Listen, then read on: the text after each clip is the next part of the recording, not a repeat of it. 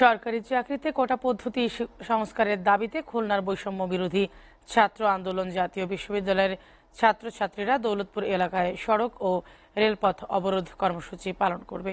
এদিকে হাদি চত্বরে একত্রিত হয়ে দুপুর 2টা থেকে ঢাকা খুলনা মহাসড়কে অবস্থান নেবে খুলনা বিশ্ববিদ্যালয়ের শিক্ষার্থীরা। বিস্তারিত জানাতে খুলনা থেকে সরাসরি যুক্ত হচ্ছেন সহকর্মী রকিবুল ইসলাম মতি।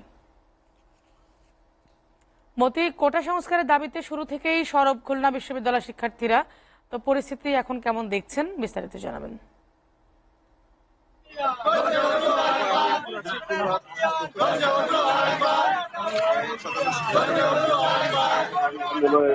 ঘোষণা দিয়েছিলেন তারা সড়ক এবং রেলপথ অবরোধ করার কথা ছিলেন এবং তারা আস্তে আস্তে বিভিন্ন এলাকার কলেজ থেকে তারা কিন্তু এখানে হাজির হচ্ছেন এবং এখানে হাজির হয়ে তারা কিন্তু এখন আপাতত রেলের উপরে দাঁড়িয়ে আছে এবং তারা সেখানে স্লোগানের মাধ্যমে তাদের যে কথা করছেন এবং তারা বলছেন যে তাদের যৌক্তিক দাবি আছে সেই যৌক্তিক দাবি যেন সরকার নিয়ে তাদের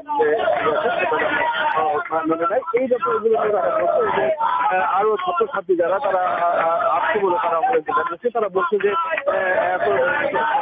সকালে দুটো হলেও ছাত্রছাত্রী এখনো পুরোপুরি এসে পারেনি, যার কারণে তাদের সংখ্যা কম রয়েছে। আর একটু যদি বলতে চাই সেটা হচ্ছে যে খুলনা বিশ্ববিদ্যালয় কিন্তু এরই মধ্যে তারাও যে কর্মসূচি দিয়েছে সেই কর্মসূচি হচ্ছে বিকালে কিন্তু তারা ছাত্রীগুলো এলাকায় 0 পয়েন্টের যে মোড় আছে সেই মোড় এলাকায় তারা রাস্তা ব্লকেট করবে বলে তারা কিন্তু জানিয়েছে এবং তারাও বলছে যে এই একটি বিষয় জানিয়ে রাখি, এর আগে কিন্তু যে জাতীয় বিশ্ববিদ্যালয়ের শিক্ষার্থীরা ছিলেন এবং খুলনা বিশ্ববিদ্যালয়ের যারা শিক্ষার্থী